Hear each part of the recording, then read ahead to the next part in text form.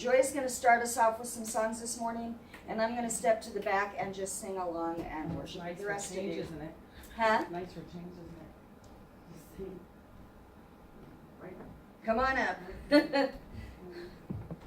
Father, I ask that as we begin a time with you, that you will be blessed, that you will be glorified. I ask an anointing over Joy, and I thank you for her and her gifts and her talents. And I thank you that she is willing to share them with us. And I ask, Lord, that we would be ministered to, but more so that you will be glorified. Amen. Okay, we've got some happy stuff. We can use instruments.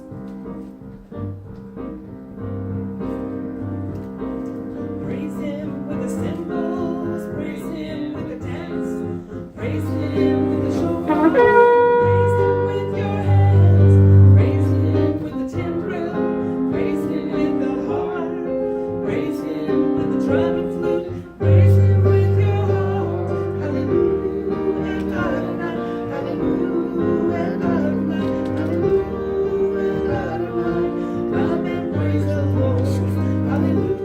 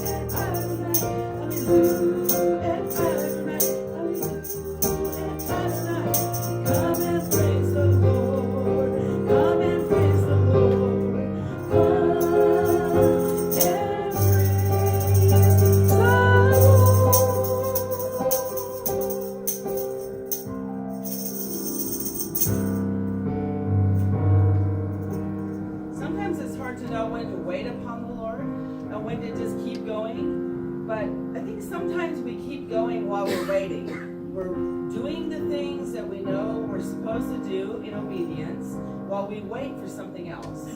Right? Yes.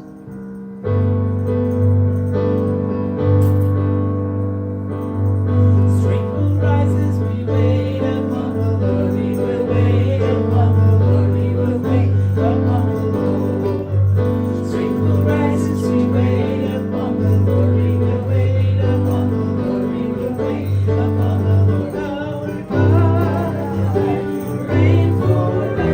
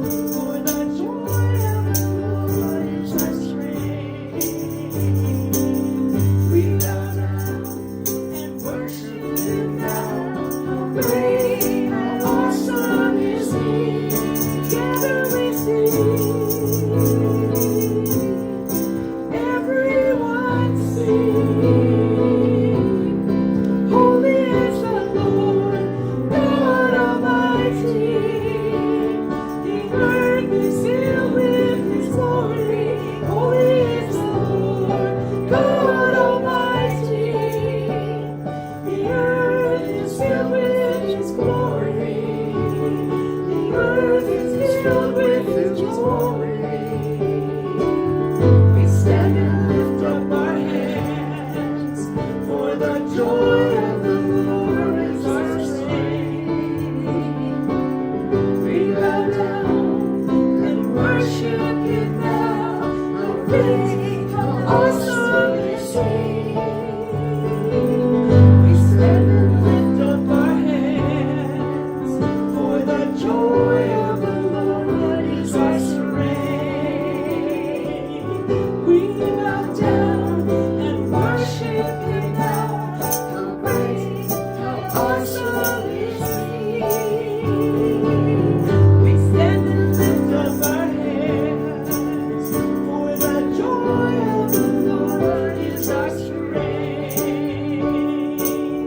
We bow down and worship Him now. How great, how awesome is He. Together we sing. Everyone sing. Holy is the Lord, God Almighty. The earth is filled with His glory. Holy is the Lord, God Almighty. The earth is filled with His glory. The earth is filled with His glory. It's rising up all around. It's the anthem of the Lord's renown. It's rising up all around. It's the anthem of the Lord's renown. And together we sing. Everyone sing. Holy is the Lord, God Almighty. The earth is filled with His glory. Holy is the Lord, God Almighty. The earth is filled with His glory. The earth is filled with His glory. The earth is filled with His glory. The earth is filled with His glory.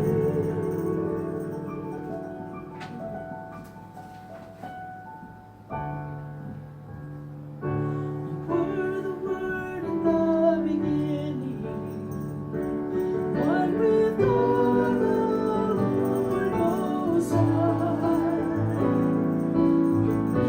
Hidden glory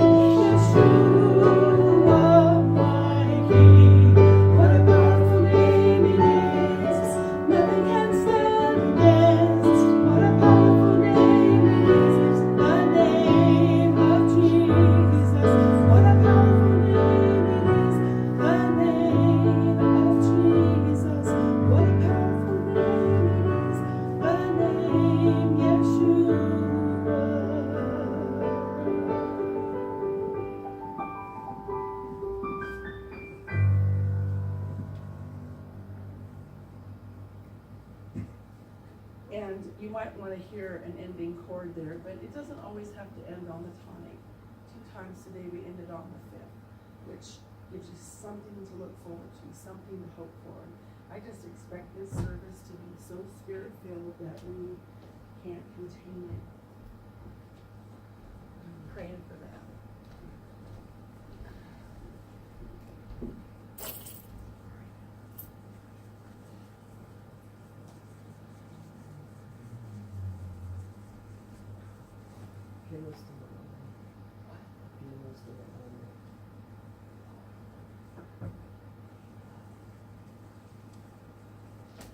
Kadosh.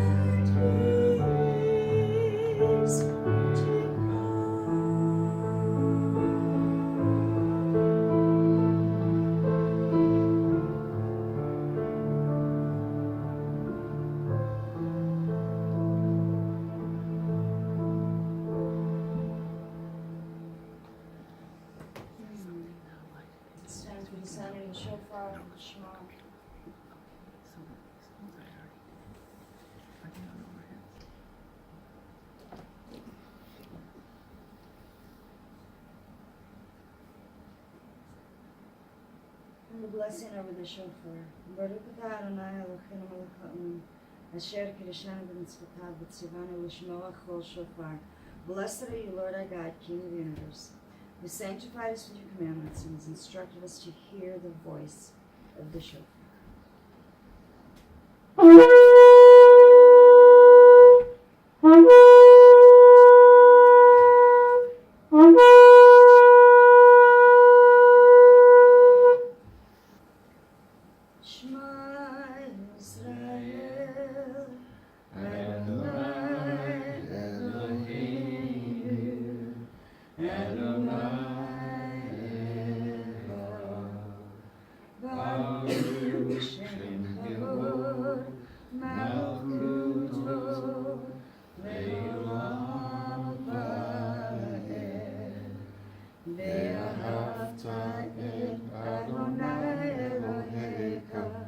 בכל לבבך ובכל נפשך ובכל מאודיך. והיו הדברים האלה אשר אנוכי מצווה היום על לבבך.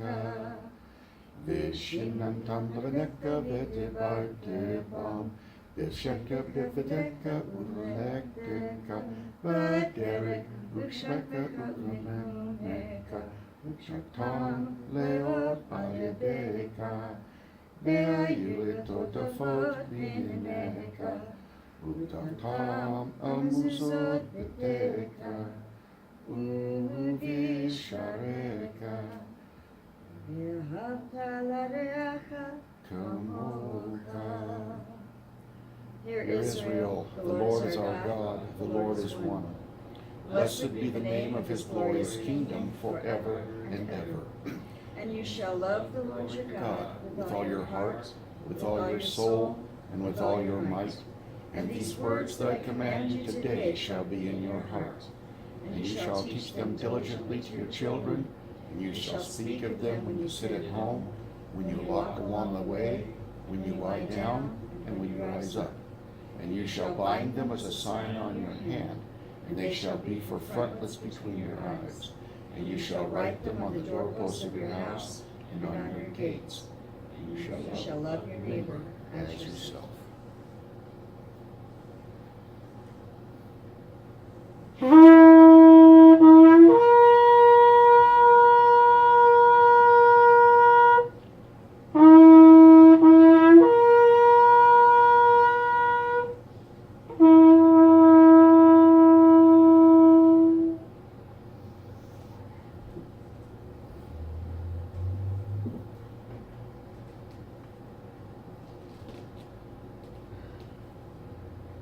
Baruch atah Adonai Eloheinu melech haolam, asher kiddushanu b'mitzvotav v'tzivanu לחיות לגויים ונתן לנו Yeshua HaMashiach Mora Olam.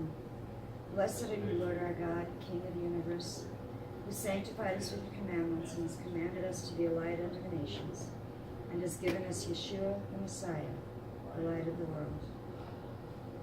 Abba, Father, we thank you for who you are and for all that you do. I thank you that you are a God who cares and has compassion on your people. I thank you that you are a God who is not just distant and out there somewhere, but you are a God that is involved in every aspect of our lives. And Father, I want to thank you that you are making arrangements and have made arrangements for Craig and I for our trip to Phoenix. I thank you that you've made arrangements and are making arrangements for what you're going to do here in our absence. I thank you, God, that you are a good God, that you have all of that out there. You understand it all, you have seen it all, and you are helping us with all of it. Father, for those that are not able to be here today, I think of Chris and Bob and the ministry that they have with the Christian Motorcycles Association, and Lord, the way that they reach out to people who have been alienated from the church, who typically are a different group. And yet, Lord, they reach out with love and compassion and the truth of your word. And I ask that you would bless them today as they represent not just the Christian Ministry Association, Christian Motorcycle Association, but they also represent our congregation as they are down at the Potato Festival in Maryland. Lord, I pray that there would be peace there, that it would be a good time there for people, and that there would be people who would see a side of you they've not seen before. That is a good thing. That you would call them to yourself. Father, I think of others that are not with us today, and I ask that you would guide and guard and keep in whatever is going on. And Father, you reminded me of the people in Florida right now that are still rebuilding, Lord, that the hurricane last week was not just a one-day thing. It's not over and done with. There are people whose homes are still unable to be occupied. There are people who are displaced. There are people who've lost everything. And Lord, I know there's a couple of congregations there that have lost everything. And they've been reaching out through the different associations and different groups and asking for help and letting us know that, Lord, your people are there and your people are hurting. And so, God, I ask for them right now. Lord, I know that Joy has a son there, and I ask that you would give him strength and wisdom. And Father, for all that's going on in these different areas of the United States where we need to know your compassion in the midst of the judgment that has come upon our nation and is coming. Lord, that we would understand your compassion, that we would see your hand of mercy. Lord, there's so much happening. I mean, this last week we got our ballots in the mail to vote. And Lord, just so much going on. And I ask, God, that your hand would be involved in all of that. Lord, that your hand would be on this place. Your hand would be on us today as we worship you, as we come before you, as we give this day and this time to you. In the name of Yeshua HaMashiach, our Lord and our Savior.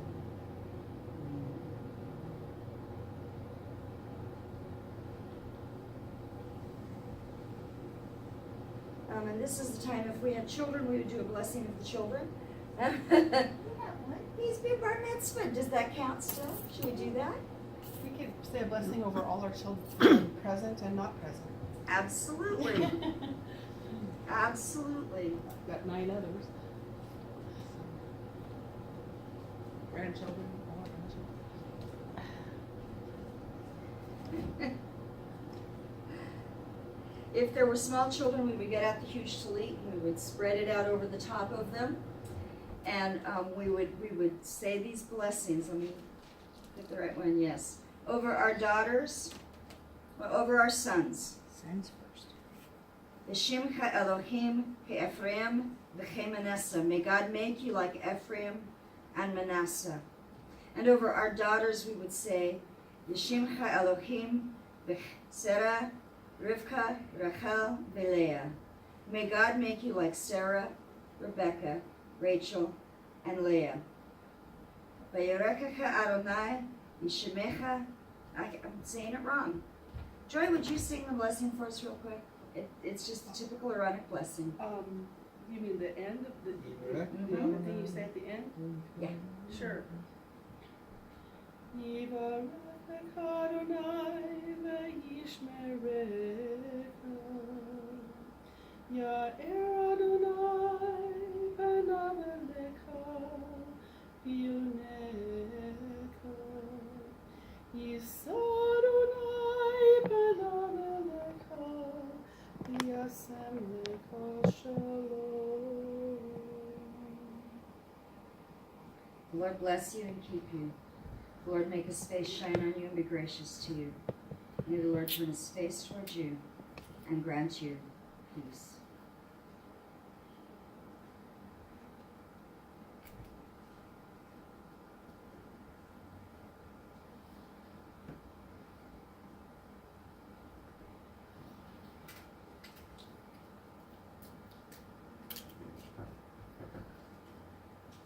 Let's do Shabbat Shalom. We delight in your Shabbat. I get those two backwards all the time in the names. I don't know why. Do you know this one?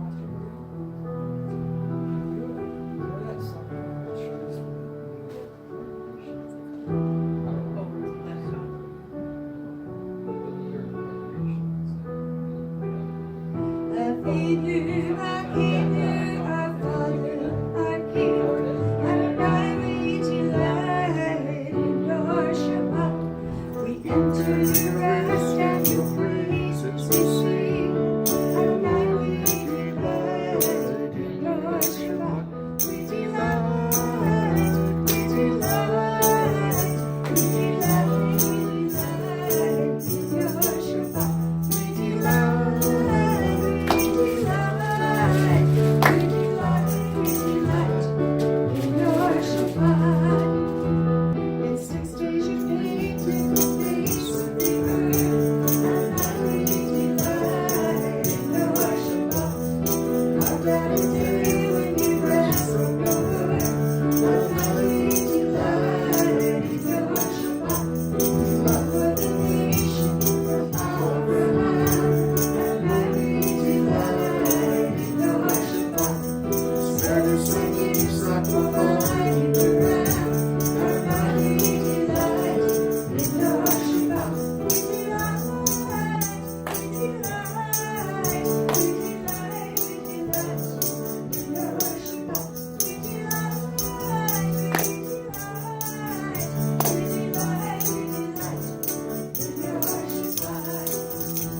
The prophets foretold that the Mashiach would come, and I we delight in your Shabbat.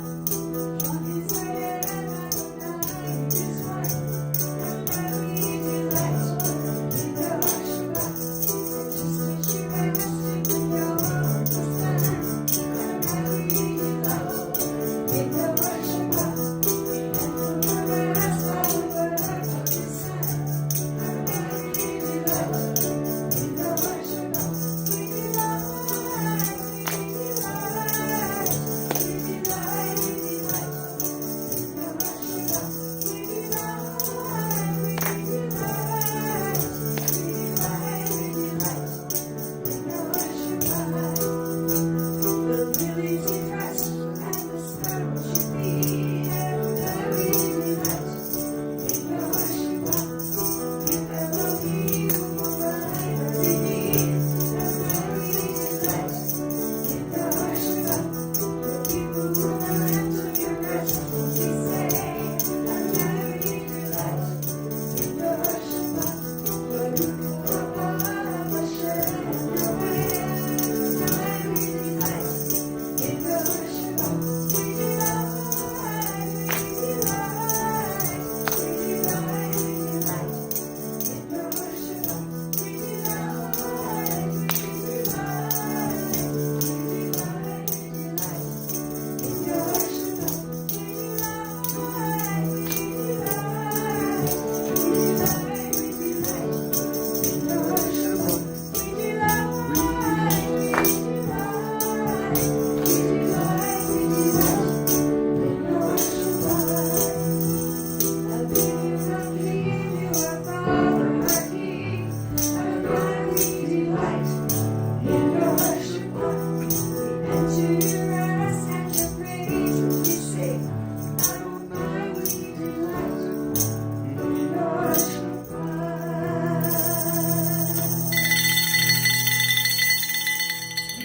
I love the cowbell at the end. I do too. It's perfect. You know, sometimes what starts as a joke ends up being something that really adds to. I'm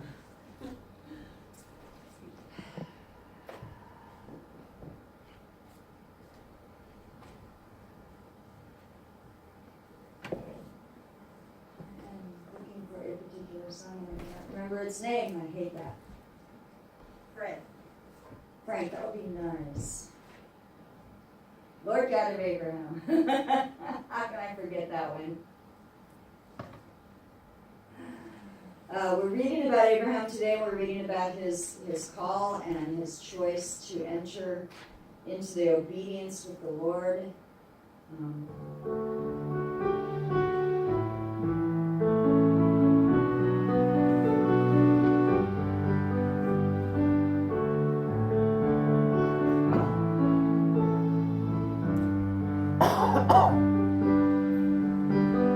Lord God of Abraham,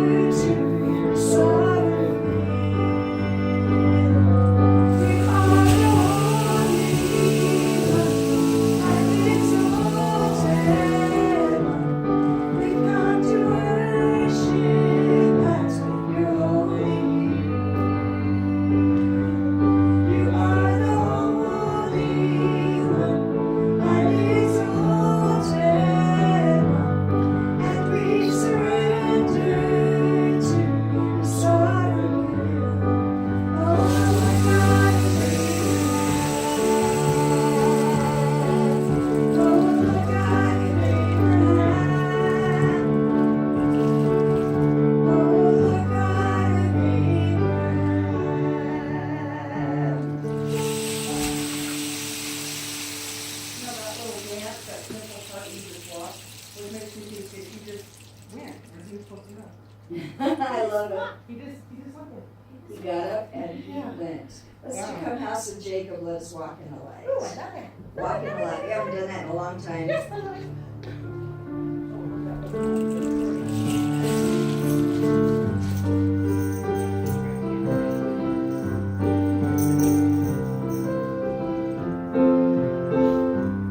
Let's find the right chords. Come, House of Jacob, let us walk in the light. Walk in the light. Walk in the light. Come, House of Jacob, let us walk in the light. Walk in the light of the Lord. Come, House of Jacob, let us walk in the light. Walk in the light. Walk in the light. Come, House of Jacob, let us walk in the light. Walk in the light of the Lord.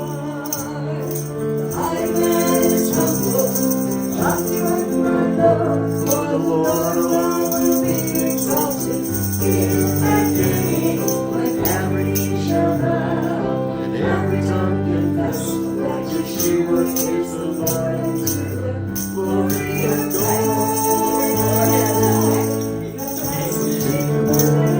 Walk in the light, walk in the light, walk in the light. The house of Jacob, let us walk in the light, walk in the light of the Lord. The right man is humble, arrogant is raised, for the Lord alone will be exalted in that day, when every knee shall bow, and every tongue confess that Yeshua is the Lord, and to the glory of God. The house of Jacob, let us walk in the light, walk in the light, walk in the light. The house of Jacob, let us walk in the light, walk in the light of the Lord. The house of Jacob, the house of Jacob, let us walk in the light, walk in the light, walk in the light. The house of Jacob, let us walk in the light, walk in the light of the Lord. Walk in the light of the Lord. Walk in the light of the Lord. Walk in the light of the Lord. Walk in the light of the Lord.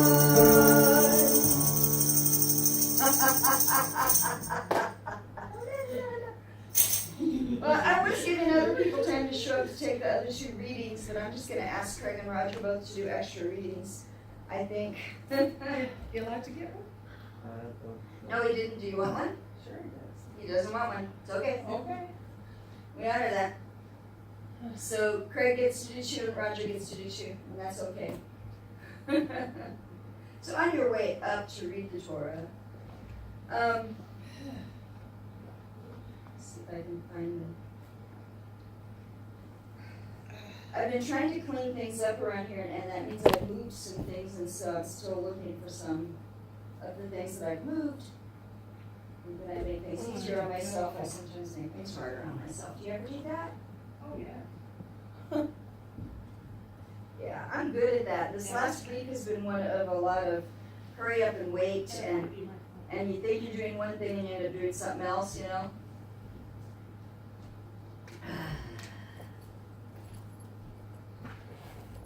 So I'm just gonna go ahead and use these blessings here.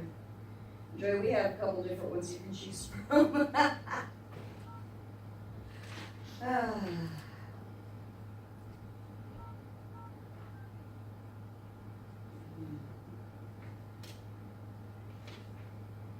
Okay. Stand for the blessing of the readings of the Torah, please.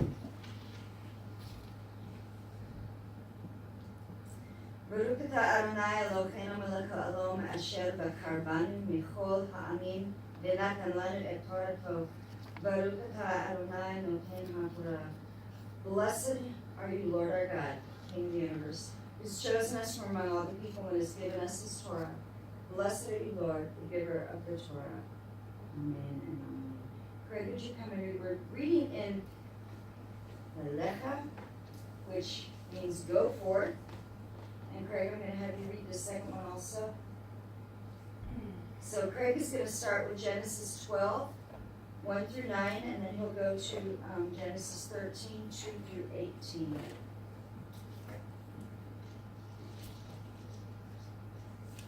Now the Lord said to Abram, Go forth from your country, and from your relatives, and from your father's house, to the land which I will show you. And I will make you a great nation, and I will bless you, and make your name great, and so you shall be a blessing. And I will bless those who bless you, and the one who curses you I will curse. And in you all the families of the earth will be blessed. So Abram went forth as the Lord had spoken to him, and Lot went with him. Now Abram was 75 years old when he departed from Haran. Abram took Sarai his wife, and Lot his nephew, and all their possessions which they had accumulated, and the persons which they had acquired in Haran, and they set out for the land of Canaan. Thus they came to the land of Canaan. Abram passed through the land as far as the site of Shechem, to the oak of Moreh. Now the Canaanite was then in the land. The Lord appeared to Abram and said, To your descendants I will give this land. So he built an altar there to the Lord who had appeared to him. Then he proceeded from there to the mountain on the east of Bethel, and pitched his tent, with Bethel on the west and Ai on the east. And there he built an altar to the Lord, and called upon the name of the Lord. Abram journeyed on, continuing toward the Negev. Now Abram was very rich in livestock, in silver and in gold. He went on his journeys from the Negev as far as Bethel, to the place where his tent had been at the beginning, between Bethel and Ai, to the place of the altar which he had made there formerly. And there Abram called on the name of the Lord. Now Lot, who went with Abram, also had flocks and herds and tents, and the land could not sustain them while dwelling together, for their possessions were so great that they were not able to remain together. And there was strife between the herdsmen of Abram's livestock and the herdsmen of Lot's livestock. Now the Canaanite and the Perizzite were dwelling then in the land. So Abram said to Lot, Please let there be no strife between you and me, nor between my herdsmen and your herdsmen, for we are brothers. Is not the whole land before you? Please separate from me. If to the left, then I will go to the right, or if to the right, then I will go to the left. Lot lifted up his eyes and saw all the valley of the Jordan, that it was well watered everywhere. This was before the Lord destroyed Sodom and Gomorrah. Like the gardens of the Lord, like the land of Egypt, as you go to Zoar. So Lot chose for himself all the valley of the Jordan, and Lot journeyed eastward. Thus they separated from each other. Abram settled in the land of Canaan, while Lot settled in the cities of the valley, and moved his tents as far as Sodom. Now the men of Sodom were wicked exceedingly, and sinners against the Lord. The Lord said to Abram, after Lot had separated from him, Now lift up your eyes and look from the place where you are, northward and southward and eastward and westward. For all the land which you see, I will give it to you and to your descendants forever. I will make your descendants as the dust of the earth, so that if anyone can number the dust of the earth, then your descendants can also be numbered. Arise, walk about the land through its length and its breadth, for I will give it to you. Then Abram moved his tent and came and dwelt by the oaks of Mamre, which are in Hebron, and there he built an altar to the Lord.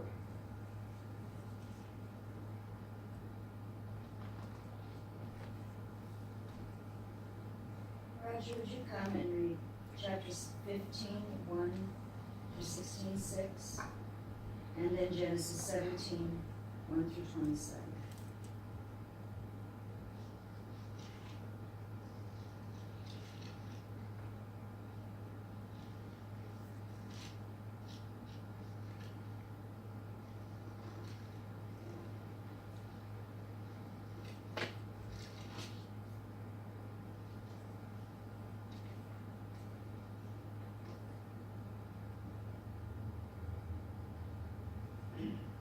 After these things, the word of the Lord came to Abram in a vision, saying, Do not fear, Abram, I am a shield to you. Your reward shall be very great. Abram said, O Lord God, what will you give me, since I am childless, and the heir of my house is Eliezer of Damascus?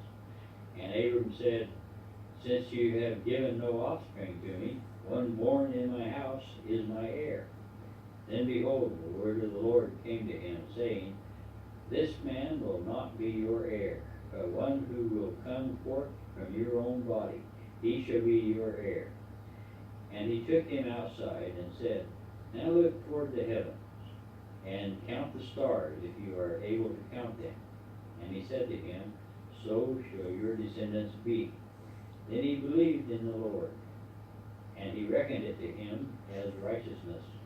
And he said to him, I am the Lord who brought you out of Ur of the Chaldeans to give you this land to possess it. He said, O Lord God, how may I know that I will possess it? So he said to him, Bring me a 3-year-old heifer, and a 3-year-old female goat, and a 3-year-old ram, and a turtle dove, and a young pigeon. Then he brought all these to him, and cut them in two, and laid each half opposite the other, but he did not cut the birds. The birds of prey came down upon the carcasses, and Abram drove them away. Now when the sun was going down, a deep sleep fell upon Abram, and behold, terror and great darkness fell upon him. God said to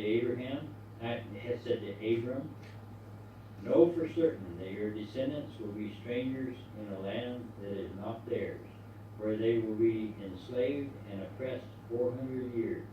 But I will also judge the nation whom they will serve, and afterward they will come out with many possessions.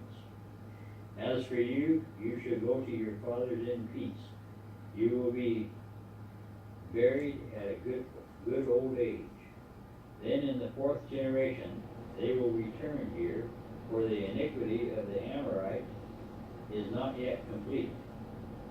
It came about when the sun had set that it was very dark, and behold, there appeared a smoking oven and flaming torch, which passed between these pieces. On that day the Lord made a covenant with Abram, saying, To your descendants I have given this land, from the river of Egypt as far as the great river, the river Euphrates, the Kenite and the Kenizzite and the Cadmonite and the Hittite and the Perizzite and the Rephaim and the Amorite and the Canaanite and the Girgashite and the Jebusite. Now Sarai, Abram's wife, had borne him no children, and she had an Egyptian maid whose name was Hagar. So Sarai said to Abram, Now behold, the Lord has prevented me from bearing children. Please go in to my maid. Perhaps I will obtain children through her. And Abram listened to the voice of Sarai. After Abram had lived 10 years in the land of Canaan, Abram's wife Sarai took Hagar the Egyptian, her maid, and gave her to her husband Abram as his wife. And he went in to Hagar, and she conceived. And when she saw that she had conceived, her mistress was despised in her sight. And Sarai said to Abram, May the wrong be done me be upon you. I gave my maid into your arms, but when she saw that she had conceived, I was despised in her sight. May the Lord judge between you and me. But Abram said to Sarai, Behold, your maid is in your power. Do to her what is good in your sight. So Sarai treated her harshly, and she fled from her presence. What's the next one? 17 verses 1 through 27. Thank you. Yes, the longer ones. Now when Abram was 99 years old, the Lord appeared to Abram and said to him, I am God Almighty. Walk before me and be blameless. I will establish my covenant between me and you, and I will multiply you exceedingly. Abram fell on his face, and God talked with him, saying, As for me, behold, my covenant is with you, and you will be the father of a multitude of nations. No longer shall your name be called Abram, but your name shall be Abraham, for I have made you the father of a multitude of nations. I will make you exceedingly fruitful, and I will make nations of you, and kings will come forth from you. I will establish my covenant between me and you and your descendants after you throughout their generations for an everlasting covenant, to be God to you and to your descendants after you. I will give to you and to your descendants after you the land of your sojournings, all the land of Canaan, for an everlasting possession, and I will be their God. God said further to Abraham, Now as for you, you shall keep my covenant, you and your descendants after you throughout their generations. This is my covenant which you shall keep between me and you and your descendants after you. Every male among you shall be circumcised, and you shall be circumcised in the flesh of your foreskin, and it shall be the sign of the covenant between me and you. And every male among you who is 8 days old shall be circumcised throughout your generations. A servant who is born in the house, or who is bought with money from any foreigner who is not of your descendants. A servant who is born in your house, or who is bought with your money, shall surely be circumcised. Thus shall my covenant be in your flesh for an everlasting covenant. But an uncircumcised male, who is not circumcised in the flesh of his foreskin, that person shall be cut off from his people. He has broken my covenant. Then God said to Abraham, As for Sarai your wife, you shall not call her name Sarai, but Sarah shall be her name. I will bless her, and indeed I will give you a son by her. Then I will bless her, and she shall be a mother of nations. Kings of peoples will come from her. Then Abraham fell on his face and laughed, and said in his heart, Will a child be born to a man of 100 years old? And will Sarah, who is 90 years old, bear a child? And Abraham said to God, Oh, that Ishmael might live before you.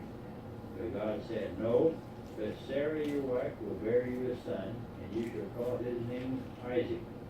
And I will establish my covenant with him for an everlasting covenant for his descendants after him. As for Ishmael, I have heard you. Behold, I will bless him, and will make him fruitful, and will multiply him exceedingly. He shall become the father of 12 princes, and I will make him a great nation. But my covenant I will establish with Isaac, whom Sarah will bear to you at this season next year. When he finished talking with him, God went up from Abraham. Then Abraham took Ishmael his son, and all his servants who were born in his house, and all who were bought with his money, every male among the men of Abraham's household, and circumcised the flesh of their foreskin in the very same day as God had said to him. Now Abraham was 99 years old when he was circumcised in the flesh of his foreskin. And Ishmael his son was 13 years old when he was circumcised in the flesh of his foreskin. In the very same day Abraham was circumcised, and Ishmael his son. All the men of his household who were born in the house or bought with money from a foreigner were circumcised with him.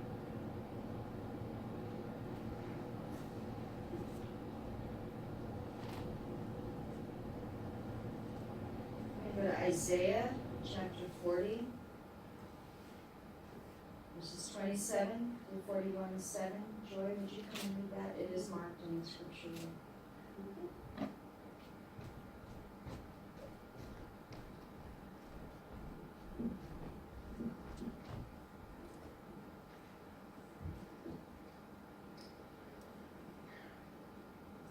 Why sayest thou, O Jacob, and speakest, O Israel? My way is hid from the Lord, and my judgment is passed over from my God. Hast thou not known? Hast thou not heard? that the everlasting God, the Lord, the creator of the ends of the earth, fainteth not, neither is weary. There is no searching of his understanding. He giveth power to the faint, and to them that have no might he increaseth strength. Even the youths shall faint and be weary, and the young men shall utterly fall. But they that wait upon the Lord shall renew their strength. They shall mount up with wings as eagles. They shall run and not be weary. They shall walk and not faint. Keep silence before me, O islands, and let the people renew their strength.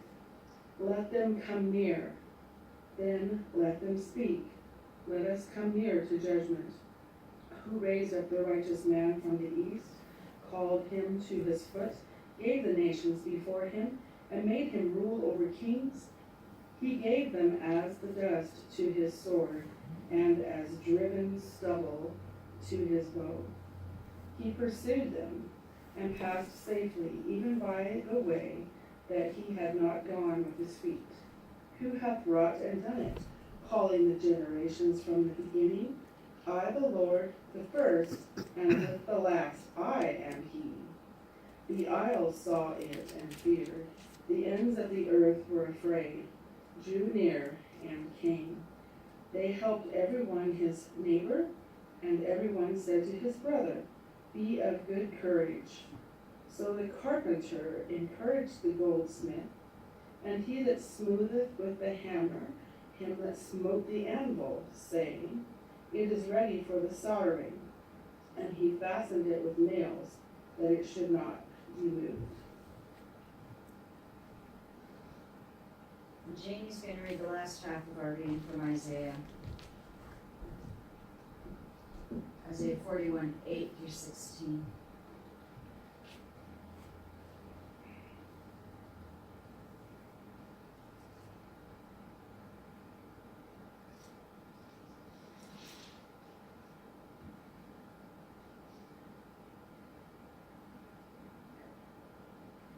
But you, Israel, my servant Jacob, whom I have chosen, descendant of Abraham, my friend, you whom I have taken from the ends of the earth, and called from its remotest parts, and said to you, You are my servant. I have chosen you, and not rejected you. Do not fear, for I am with you. Do not anxiously look about you, for I am your God. I will strengthen you. Surely I will help you. Surely I will uphold you with my righteous right hand. Behold, all those who are angered at you will be shamed and dishonored. Those who contend with you will be as nothing and will perish. You will seek those who quarrel with you, but will not find them. Those who war with you will be as nothing and non-existent. For I am the Lord your God, who upholds your right hand, who says to you, Do not fear, I will help you. Do not fear, you worm Jacob, you men of Israel. I will help you, declares the Lord, and your Redeemer is the Holy One of Israel. Behold, I have made you a new, sharp threshing sledge with double edges. You will thresh the mountains and pulverize them, and will make the hills like chaff. You will winnow them, and the wind will carry them away, and the storm will scatter them, but you will rejoice in the Lord. You will glory in the Holy One of Israel.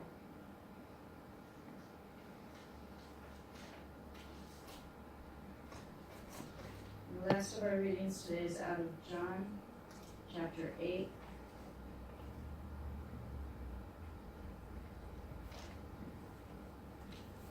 I'll go ahead and read that.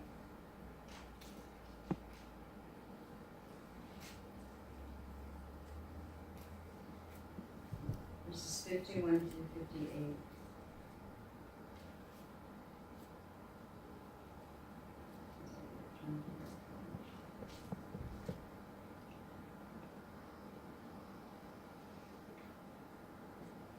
I'm going to go back and read starting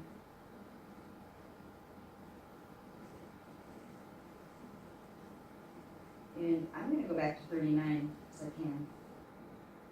They answered him, Our father is Abraham. And Yeshua replied, If you are children of Abraham, Then do the things that Abraham did. As it is, you're out to kill me, a man who has told you the truth, which I heard from God. Abraham did nothing like that. You're doing the thing your father does. We're not illegitimate children, they said to him. We have only one father, God. Yeshua replied to them, if God were your father, you would love me because I came out from God.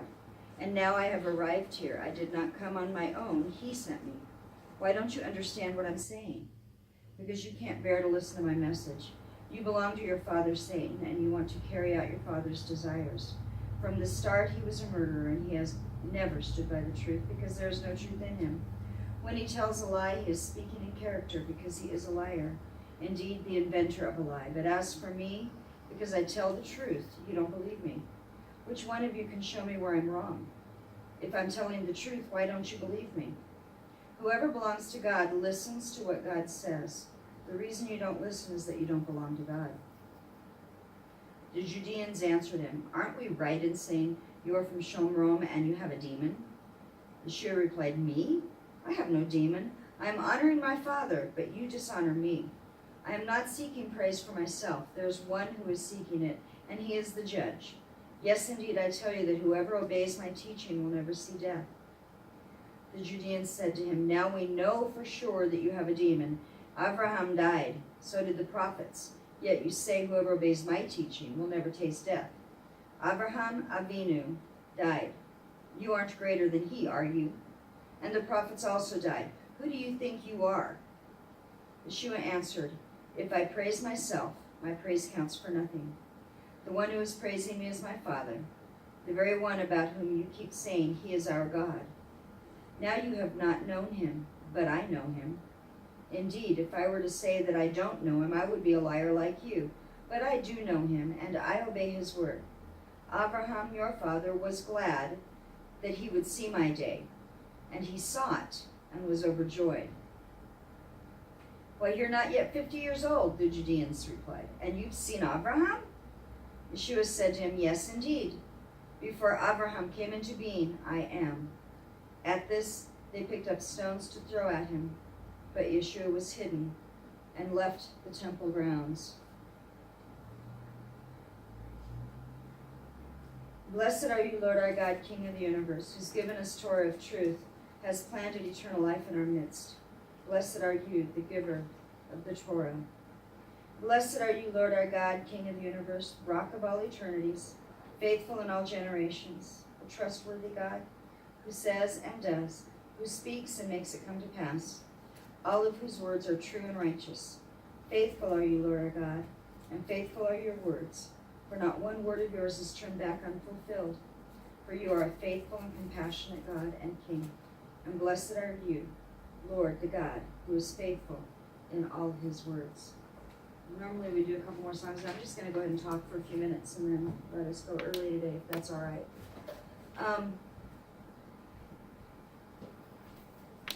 The people of Yeshua's day said that they were Abraham's children because they were circumcised on the 8th day, because they were born into the lineage, because they had been taught that they were the seed of Abraham. Yeshua talks about it, and he says something kind of interesting. He says, you guys are not the sons of Abraham. And yet then later he says that you are, right? See, there's physical sons and there's spiritual sons. And yes, they were physical sons of Abraham. They were definitely the physical sons. They descended from Abraham, Isaac, and Jacob, Abraham, Isaac, and Yaakov. They had descended from him. But they did not join in the faith with him in the same way he did. And that's why Yeshua said, you guys aren't the sons of Abraham. Because they did not have the faith that he had. Abraham's faith was a little different than what they were used to. They were used to traditions and rules and standards that had been set, and they'd been told, if you do A, B, C, and D, then you are the children, and you belong here, and if you're circumcised on the 8th day, you're a son of Abraham. Yeshua was taking him all the way back to Abraham's day, and really, the descendants of Abraham are those who walk before the Almighty. Yes, there's an obedience to that. Yes, there's the covenant that God makes with Abraham and his physical children. But there's also the place that if we're not walking before the Almighty in faith, we're not his children. Our passage out of Isaiah talks about, it says, listen to me in silence, you coastlands or islands, in Joyce translation. Let the people renew their strength.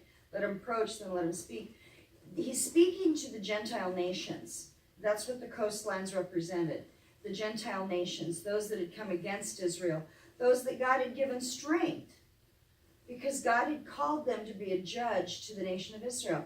And he had given them the strength, and he had given them the wherewithal, and he had brought them in.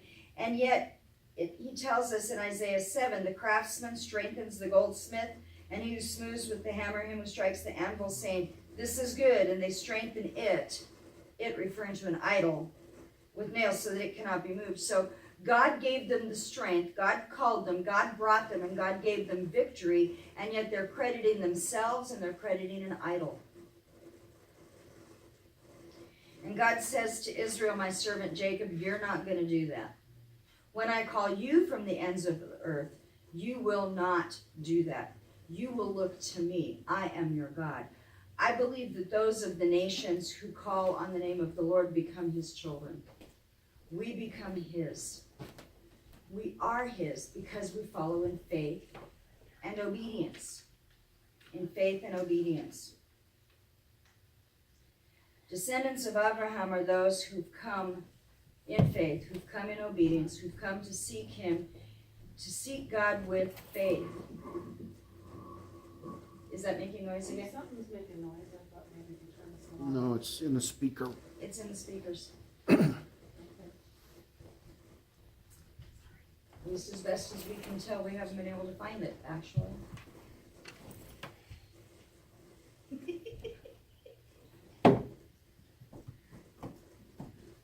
When God called Abraham initially, at the very beginning of our reading, in the English translation in chapter 12, verse 1, it says, now Adonai said to Abraham, get yourself out of your country, away from your kinsmen, and away from your father's house.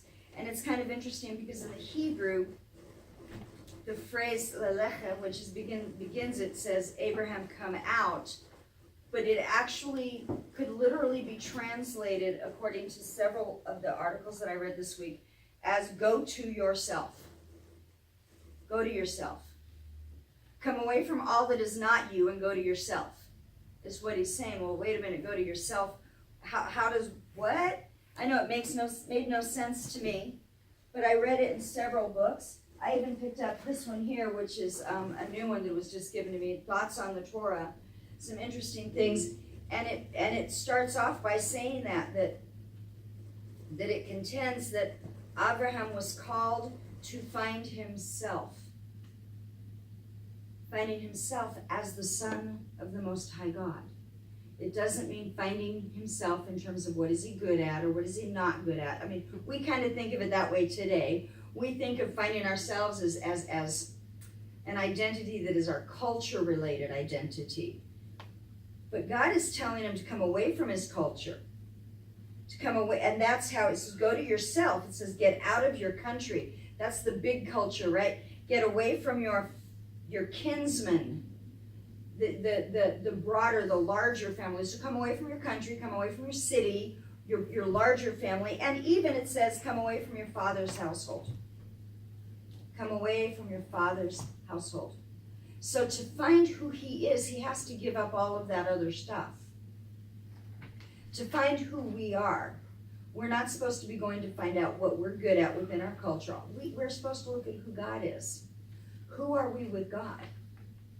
If we'll figure out and if we'll know who we are with God, the rest of it will work out. I've had people ask me, how do I know God's perfect will for my life? And I will look at them and say, do the next right thing.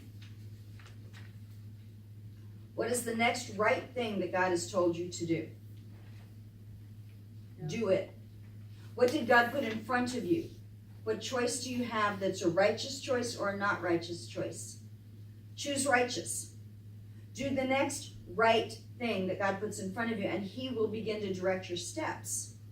See, the next right thing for Abraham was to leave everything. Yet it's interesting because it says he took Lot with him. Who was Lot? Lot was of his father's household. He didn't leave it all. He took Lot with him. And one of the first things that happens, well, actually it's the second thing, because first of all, there's a famine and he goes to Egypt. But when they come back from Egypt, the wealth has gotten to the point that Lot and Abraham, those two aren't necessarily bickering, but their servants are bickering. The men that work for them are bickering. They're fighting over the land. They're fighting over who owns what. One of the other things that I read in this that I find interesting is the concept that because Lot was a direct relative of Abraham, his servants in all probability expected Lot to be his heir. Lot would have been the natural heir of everything Abraham had said. And God had told Abraham that this will all be yours, and so even Lot's servants were going, so if this is all going to be Abraham's, this is all going to be Lot's, and then it's all going to be ours, so we can just take it and do what we want with it. But in that same passage, it also tells us who was still living there, right? The Canaanites, this says Canaani and Perizi. So there were other people still living there. It didn't yet belong to Abraham, let alone belong to Lot's families and Lot's people. It didn't. Abraham was still visiting in the land. Yes, he was there. They had an arrangement with people, but it didn't all belong to him yet. The bickering came up, and Abraham called Lot to him and said, okay, we can't have this bickering happening. Pick where you're going to go with your herds, and I'll go the other direction. This bickering was all happening in front of the Gentiles in the area. Abraham is a righteous man. He was told to separate from his father's household, but he brought part of the father's household with him. So God set up a circumstance that ended up causing him to separate from Lot even. So God told him to leave his father's household, but he hadn't done it, not in completion. So God worked it out that he would. Was Abraham a righteous man before that? Yes. Why? Because he believed God. He followed God. He did what God said to the best of his understanding and the best of his ability. I look at it and, well, he shouldn't have taken Lot with him. Well, maybe he shouldn't have, but he did. So God says, okay, well, let's work it out so that gets taken care of in your life. See, Abraham and Lot could have just continued together and had a big fight and continued bickering and all of that. But God worked it out where Abraham said, no, you choose, you go that way, I'll go the other direction, you choose. And he even let Lot choose, and Lot chose what looked like the best place. Lot made a choice that ends up costing him dearly in next week's reading. I'll leave that to Chris to talk about if she wants to. But Abraham, out of respect and honor, chose to separate. Sometimes we have bickerings and fightings among us, and sometimes it's just a thing that happens to get us to separate, to get us each to focus on our own area, to get us to do what God has wanted us to do all along. That doesn't mean we create fights. We don't. We're not supposed to. We're supposed to try to walk in peace, in harmony, and in love with one another. But sometimes bickering happens, doesn't it? And sometimes God says, okay, separate out. That's kind of how this ministry got started. God had told me to separate out, and I was trying to work with someone, and then God caused a sharp division to come. It happened with Peter. It happened with Paul and Barnabas. And even though there was a sharp division and they separated out, the word of God still went forth in two different directions now.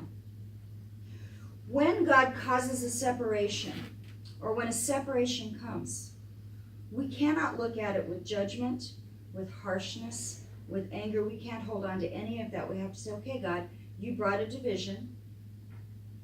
You know what? I'm just going to keep doing what you've called me to do, whatever that is. And I will keep going in the direction you have called me to go. and I will walk in honor to those that you didn't call to go with me.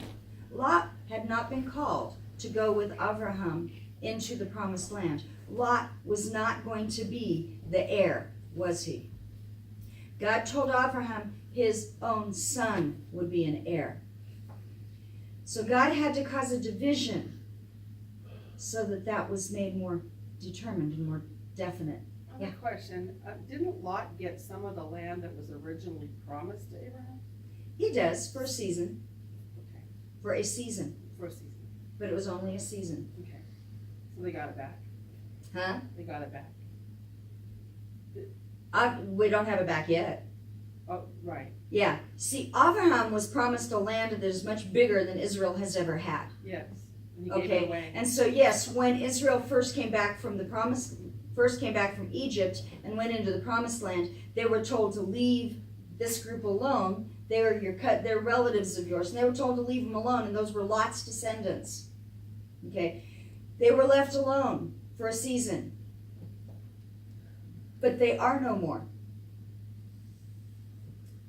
The land was taken over by others. When the same groups came through and took Israel and took them off into captivity, they took Lot's group also.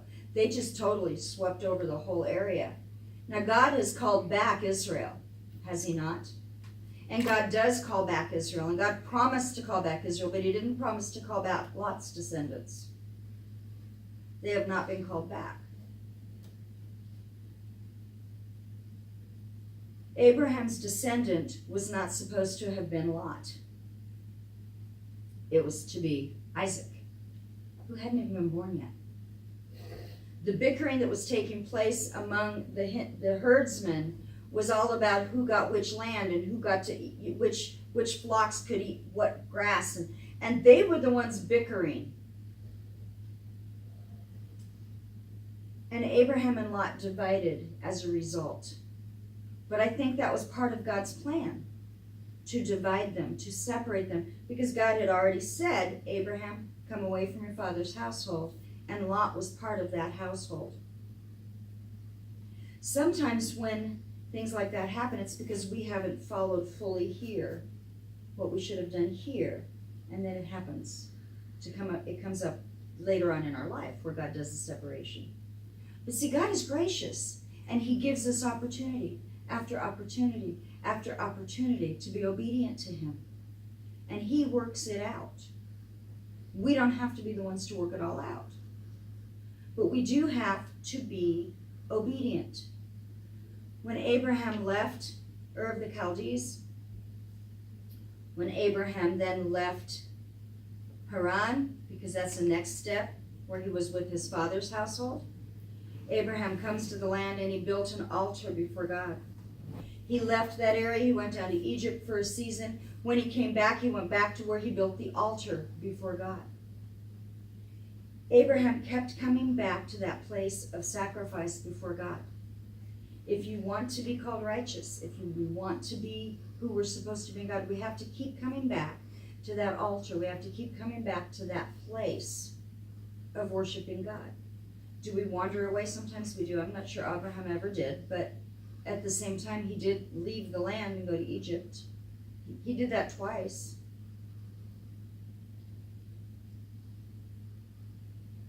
But Abraham still held on to the promise that God had given him. Sometimes we do wanderings. We wander around a little bit more. We don't see the promise of God necessarily. We don't know why we haven't seen the promise of God yet. I love the fact that we have this whole thing that keeps going and going in time-wise with Abraham, and it comes all the way up to he's 99 years old. He's not young anymore. And God says, I will give you a son. And Abraham laughs, and God says, you'll name him Isaac, which means laughter. I'll remind you that you laughed about this. Did God give you any promises that you've kind of looked at and gone, way too late for that? Way too late for that. Way too late for that. God says, you know what? No, it isn't. It isn't too late. It may not look like exactly what we think it is, but if God has given us a very specific promise, God will keep his very specific promises. He always does. He always will. When he promised it to him, Abraham believed it, and that becomes counted as Abraham's righteousness, counted as his faith.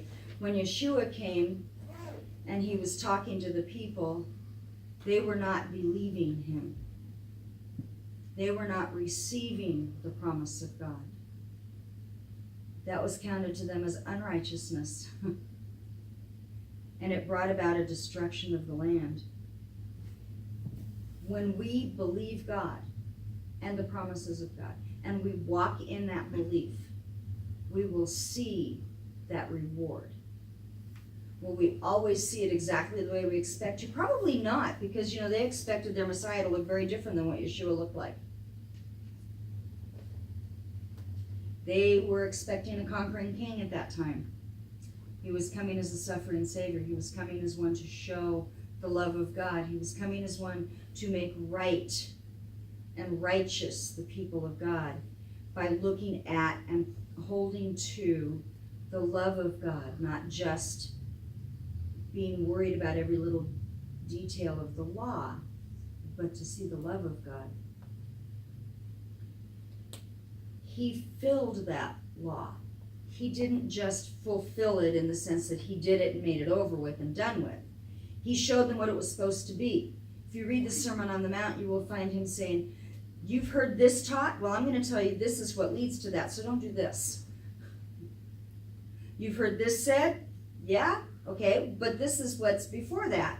Let's go to here. Let's go to the heart. He took all of the issues of faith, all of the issues of the heart, all of the issues of the law, and he showed where it was in the heart. And isn't that the promise of the new covenant? That I will write my law on their hearts? I will show them the heart of it. The heart of it. What is the heart of the law? First of all, believe God. That's the first of it. We read, when we do our on the Shema, we are reading the first and the basis of the whole rest of the law. On this lies all of the prophets, all of the other laws. Everything comes from this. Hear Israel, the Lord your God, the Lord is one. There is one God. And you shall love the Lord your God with all your heart, with all your soul, and with all your strength. You see, every other law is centered on that. Every other commandment is centered on that. Even specific directions to us as his children is all centered on that. God told Abraham, find yourself. Come out from all of this. Find who you are in me. In me. Believe me. And Abraham said, I will. It's a pretty simple message that I saw today. Just, do you believe? Will you obey? Will you leave what you're supposed to leave? Will you do what you're supposed to do? Will you find who you are in God? Not in what you can do, not in your gifts and talents, not in what money you've earned, in your jobs, not in your children, not in your parents, not in those things. Will you find who you are in God? Because from that, everything else comes. If I know I am God's child first and foremost, then the rest of my relationships flow from that. Everything else flows from that. God told Abraham, find yourself in me. Go to the land I'm sending you to, because this will be your land. This will be your land. And I promise you, I will take that little bit that is yours, and I will make it big. And he says the same thing to us. It's the same thing that was said to the widow of Zarephath when the prophet came and said, I need to eat. And she said, well, I've got just enough to make cakes for me and my son. And we're going to eat the last bit of our food, and then we're just going to have to die because it'll be gone. And he said, well, first make some for me. And as she made it for him, God multiplied it And she kept being able to make it and make it and make it and make it. And God multiplied that little bit. The same thing happened later. So that was Elijah. With Elisha, he had a widow who came to him who said, my husband was your servant. He worked with you. He did all these things for you, and now he's gone, and the creditors are coming to take my children. And he said, what do you have? And Elisha asked her, what do you have? She goes, I just have a little bit of oil. And he said, gather everything you've got. Gather all the empty jars you can. Pour the oil out and go sell what you got. Go sell it.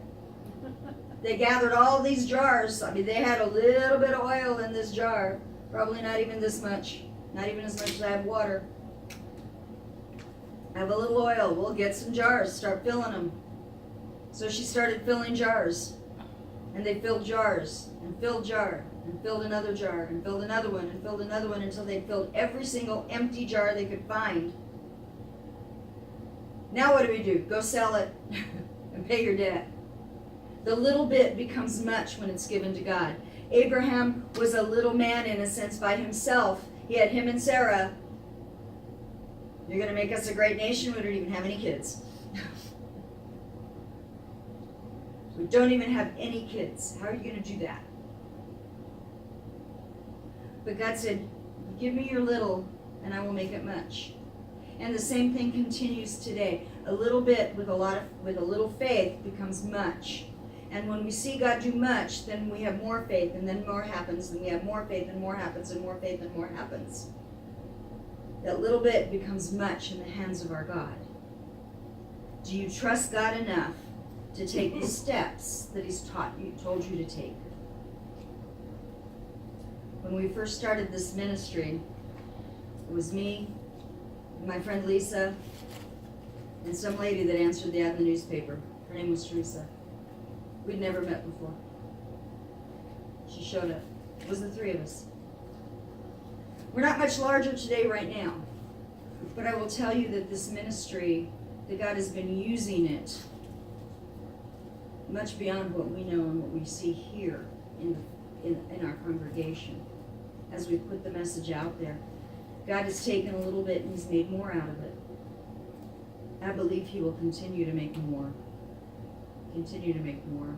Are there times that there's separations and hard things and is there bickering sometimes? Yes, all that stuff happens. It took a long time from when God first told Abraham, get out, come find yourself in me, before he was 99 years old and God said, this time next year you'll have a son. That was a long time. Don't give up on God. There's a lot of stuff that happened in between, right? And it didn't all look pretty and it wasn't all easy. But God never took back His promise. And He's not taken back His promise from us yet either. And as long as He's spoken that promise, we're going to walk in it. We're going to believe and we're going to trust. And we're going to know through faith what God is doing. Yeshua said Abraham wanted to see this day and he was glad that he did. And they're going, wait a minute, Abraham died. He didn't see this day. How did you ever meet Abraham? We have before this was when Yeshua was on the mount, what do they call it, the Mount of Transfiguration, where he stood there and he spoke with who? Moses. Moses and Elijah. But Abraham saw him too, even though he wasn't on that mountain. You see, there's this thing that we don't understand. All those who've gone before us in faith are still there. They're still there. Hebrews talks about the great cloud of witnesses. They see it. They're cheering for us, people. They're cheering for us. Abraham saw Yeshua. Yeshua saw Abraham. Why? Because Yeshua was before time also. They looked at him and said, we got to kill him now. And they couldn't because God hid him and he walked out of the temple. Because it says at this they picked up stones, but Yeshua was hidden and left the temple grounds. They were going to stone him right then and there. Why? Because he was claiming a relationship with God the Father that they didn't understand. Do I understand that relationship? No. I don't, honestly. But Yeshua is the Son of God. He was our sacrifice. He is our Messiah. He is the coming King over all of it. And God has promised that that will happen. And we are now 2,000 years post-death and resurrection, 2,000 years post his ascension. It's a little more than the 99 years that Abraham waited. But we still wait, and we still hope, and we still trust, and we still know that God will keep his promise. There will be a king in Jerusalem. He will be the son of David. His name will be Yeshua, our Messiah, Prince of Peace, the King of all of it, the King of the universe. And we just keep looking for that hope, looking for that day. As Abraham walked in faith, we walk in faith. And that's a pretty simple message, and yet it can get really complex, can't it? Sometimes walking in faith isn't easy. But we do it. We have to do it. Because we know that he is coming soon. I want to do King of All the Earth, if I can find it. As our closing song today. I know Elijah has a meeting, so they have to leave. Be blessed. Should I throw this away? Huh? Should I throw this away? Can you take that? Throw it away. Garbage. Yes or no?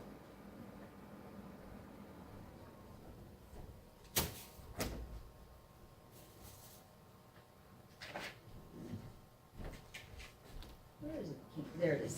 Do we have King of All the Earth on the right? Yes.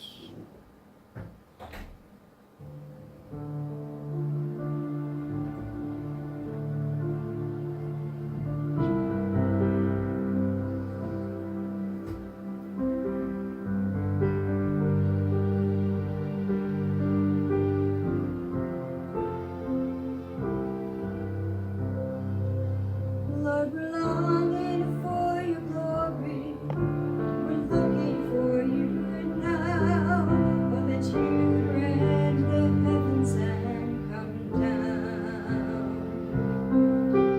Underneath your shelter, in the shadow of your wings, our eyes at last will look upon our King. And the fire of your coming, the glory of your presence, will shake the earth, and every heart will know you are Messiah, Yeshua Mashiach, Lion of Judah, the God of Israel, Defender of Zion, the glory of your people, the King of all the earth, the King of all the earth.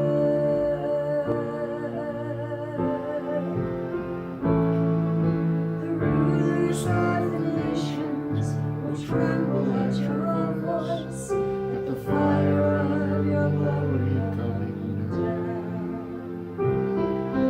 You will shake the mountains, all the kingdoms of this world, and every knee will bow before you, Lord.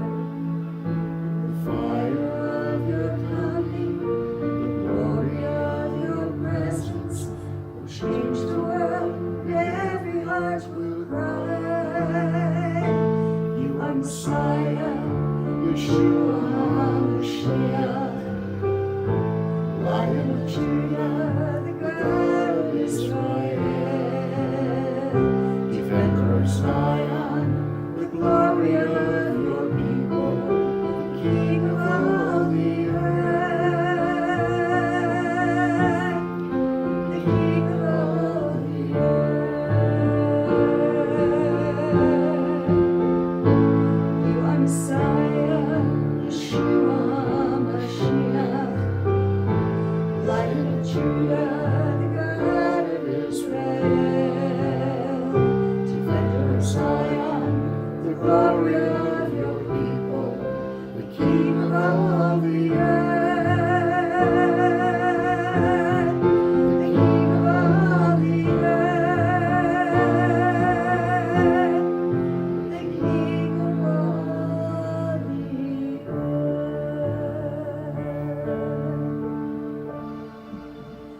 Father, as we wait for your coming, as we wait for your presence, we wait for the promises to be fulfilled, whatever they are, Lord. We trust you. We trust that you are at work, and you will be at work, and you will continue to be at work. I ask that as we walk this walk, we will continue to walk in faith, continuing to look for the blessed hope, the glorious coming of our King, and continuing to look for those things that you have promised us here in this life as well, that we will not lose hope, but we will continue walking in obedience for you. In the name of Yeshua HaMashiach, our Lord and our Savior. Amen and amen. Amen. The Lord bless you. The Lord bless you. And keep you. And keep you. The Lord make his face to shine upon you. The Lord bless you. The Lord bless you. And keep you. And keep you. The Lord make his face to shine upon you. And be gracious unto you. And be gracious unto you.